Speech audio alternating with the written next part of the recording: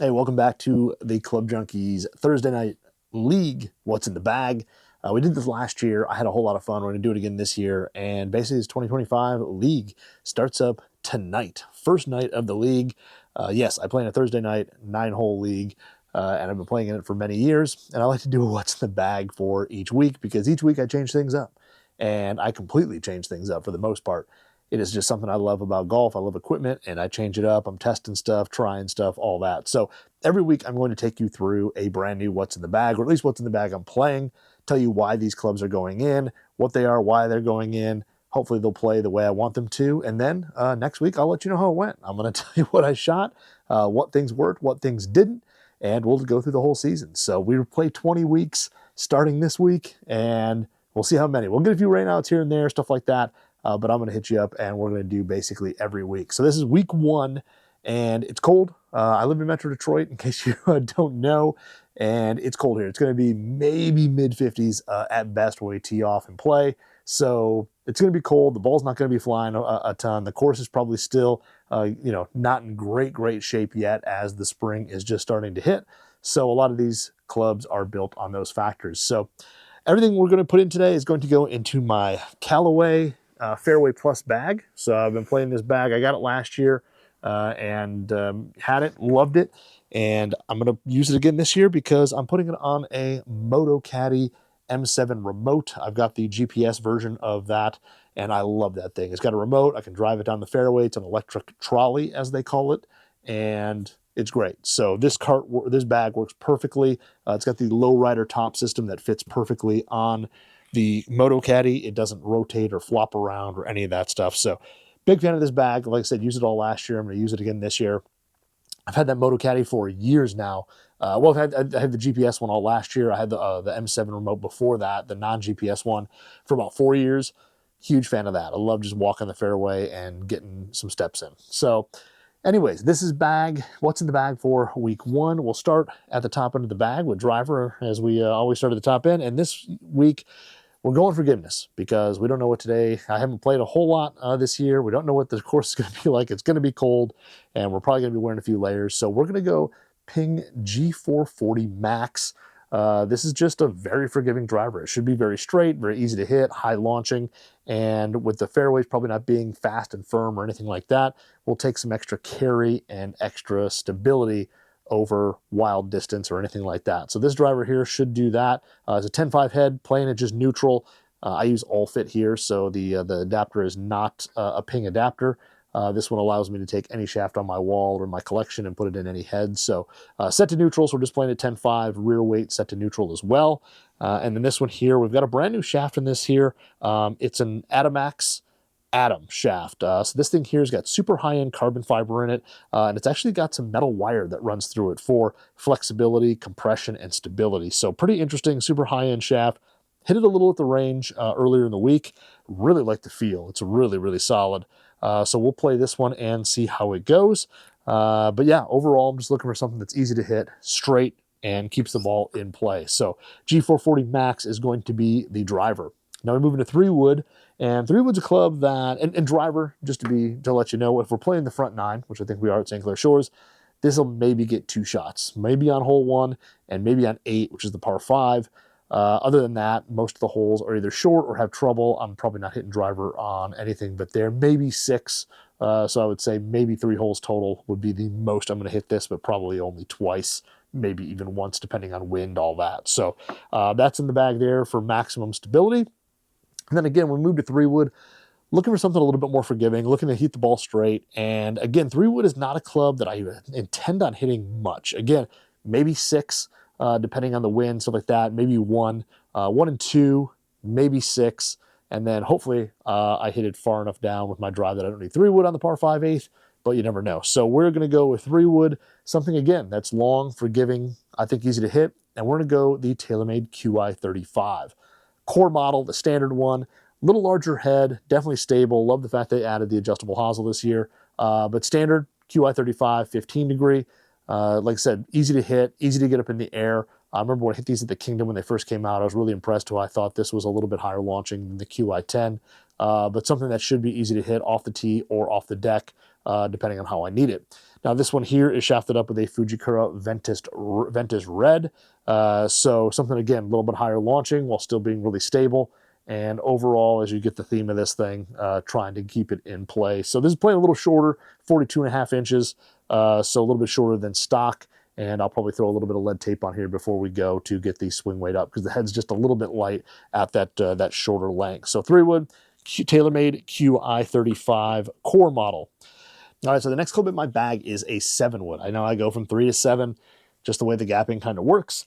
And for 7-wood, we're going to go something a little bit different. Again, something that's kind of overall really playable, kind of everything, is the Wilson Dynapwr Carbon. So this is one that I actually just got recently, probably about a month ago. The guys on the Wilson truck actually built this for me off the tour truck, and they were very kind to do so. But this is a 7-wood, 21 degrees. It's actually turned down a half a degree just to get the face angle to look, perfectly square to my eye. But this thing here, I hit it out on the course just a couple times and really impressed with how easy this thing was to hit. The first shot I hit with it, I actually just took kind of like a 3/4 swing and actually hit up into the people in front of us, which I didn't mean to do, but definitely something that's long, easy to hit, but overall a little bigger profile. It's got a little larger head, so it's going to be forgiving. It's stable. It kind of has that quality of being forgiving and has some speed. But it's easy to launch, gets up in the air pretty high. And this one here has a Mitsubishi Kylie 70 stiff in it, the Kylie White. So I know this is kind of a lower launching shaft, but in this head, it works really well. Still gets the ball up in the air. And gapping wise, this will actually fit, right in between my 3-wood and my next club, which is a hybrid. So really solid, kind of an underrated 7-wood. And this thing will go in the bag as the next club.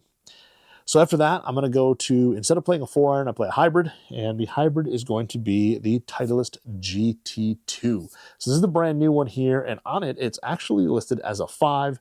It's a 5 hybrid. I'm turned it down 1 degree, so it's playing at 23 degrees, set it to D1. And this one here, it's funny, I went out to TaylorMade, to Titleist at TPI, and we were hitting hybrids and kind of doing a little gapping. And for me, I don't hit a super high ball, so found that the 5 with the added loft, I could actually hit it a little bit further than the 4, and it worked out for gapping. And the GT2 is the most stable hybrid in the line. It's even technically more stable than the GT1, which is considered the most forgiving one. This one's actually super stable with the heel and toe weights. So again, going with something that's going to be forgiving on a day where I just don't know what I'm going to bring. But this one here is basically playing 23 degrees. It's a 24 degree head playing at 23. And this one is shafted with just the stock shaft in Mitsubishi Tensei 1K Blue. And this is just I think it's just the 85 hybrid shaft. So hybrid stiff. Nothing too crazy, nothing too fancy on this one. But it does well. I had it on the range again. Was able to hit this thing really high. It's going to land soft. And again, not something that I'm going to hit a ton. This is going to be a T-ball on 3. Depending on wind, could be 7-wood, could be this, depending on the wind. I could hit it off the T on 2 because 2 is a pretty short par 4. And then realistically, maybe 5 or an 8 in the par 5, depending on what I do. But it'll have a few shots that could potentially happen. But it's in there for, like I said, pure stability and easy to hit. So GT2 there. And then we move into iron. So iron's going to be 5 through pitching wedge. And this week I really debated, went through a couple different sets. And again, I think I need to go with the more forgiving, longer iron. So we are going with the Callaway Tie Fusions. So the Tie Fusion is, of course, the Callaway iron multi-piece. It has a titanium face, steel body, forged. The cool thing about this iron, though, is that 1, it's long, 2, it's forgiving, but 3, it spins. Like, it's long, but it spins. It doesn't just hit knuckleballs out there. So even hitting out of the rough, things like that, you're not having to worry about, balls that fly a little long or anything like that. They feel and sound extremely soft for having a titanium face, but overall really good iron if you're looking for distance and forgiveness, and that's what I'm looking for tonight because, as I said, as it's cold, the ball's not going to fly as far, so this will hopefully make me not have to alter my distances too much, not have to go, clubbing up too much or anything like that. But Tie Fusions there, these are, like I said, 5 through pitching wedge, and these are shafted up with Aerotech Steelfiber I-110 stiffs. Just a great combination, hits the ball up in the air pretty high, and easy to hit. I would say the one thing about these, I wish the longer irons, like the 5 and 6, had a little less offset to them. But overall, really, really good irons that perform really, really well. So we move into wedges, and wedges is going to be a little funky because I really want to hit these new wedges, but the gapping is going to be a little off on the first one. So the pitching wedge on the Tie Fusions is, of course, very strong. And then I'm going to go to the brand new Cleveland RTZ wedges, or RTZ gap wedge. And this is a 52 degree, so it's a little bit weak. I don't have, my betting machine kind of left me, so I'm leaving it at 52. So I'm gonna have a little gap between pitching wedge and this. Thankfully, I think this, even at 52, is probably gonna be about a little over 100 yards for me, but that should be pretty good on most shots I need it for. I love the look of this. The RTZ looks really good. The face is super aggressive. They should spin like crazy. And the new Z alloy on here, supposed to be softer, all that. So we're going to go through, test all these. Yeah, this is just a 52 degree mid. Nothing too fancy here, but it'll be a good gap wedge. It is shafted up with a True Temper Dynamic Gold S400 shaft in there. So a little bit heavier, definitely a jump up from 110 in the irons to 132 in the gap wedge. But excited to see what this thing can do, because 52 degree, it's mostly full shots. If I do have that shot on the green where there's a lot of green to work with, I will play this and kind of hit a little pitch shot onto the green. So 52 degree is the gap wedge, and then I'm going to go to the RTZ 56 degree. So this is the 56 midsole as well. Definitely has a little bit of trailing edge, heel and toe relief there, so you can kind of open this up. And the leading edge is going to come off the ground too high. This is the, of course, black finish. The other one was the chrome. This is the black finish, or I'm sorry, that's the tour rack. That one's a tour rack. This one is the black finish.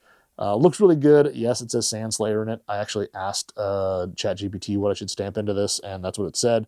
But again, really good looking wedge. I like the way this looks. Has just enough of a rounded leading edge on it. Good size and shape. Overall, great looking wedge. Excited to see again how this spins. I thought the previous RTX 6s spun really, really well out of pretty much any lie, and I'm expecting these to spin really well as also. So going to play the 56 mid, and this one here has the True Temper Dynamic Gold Tour Issue Spinner wedge shaft in it. So a little bit lighter. We'll go heavier in the in the gap wedge, and then just a hair lighter here in the sand wedge, but it's just the stock shaft that came in it. I'm not really worried about it. I don't really hit too many full shots with a sand wedge. If ever, everything is kind of 3/4 or a little bit less. So then lob wedge, we're going to go with, I bet you guessed it, the Cleveland RTZ lob wedge. This is the 60 midsole. Again, good amount of trailing edge, sole and heel and toe relief. Again, if you open it up, that leading edge is going to stay down and hit some higher lofted shots. This one is the chrome finish there. And again, really like the shape of this. I think overall it's pretty good. The leading edge is a little bit rounded for my taste. I would like it to be a little bit straighter, but I'm excited to see again what the performance is going to be like with these new grooves, new design, and how they feel with this new alloy. But a good looking wedge. Like I said, other than that leading edge wishing it was a little straighter. That's my only complaint with this wedge. But again, excited to hit it. I've hit it a little bit on the range. It does feel really good, but you're hitting range balls out there into just grass, so you're not really seeing what kind of performance it has in terms of spin. And then this one here, just like the sand wedge, is the True Temper Dynamic Gold Spinner wedge shaft. So these things should be pretty exciting to see what they do. I haven't, like I said, got them on the course yet, so it'll be the first time that I get them to hit them into an actual green, see how they release, how they check up, all that.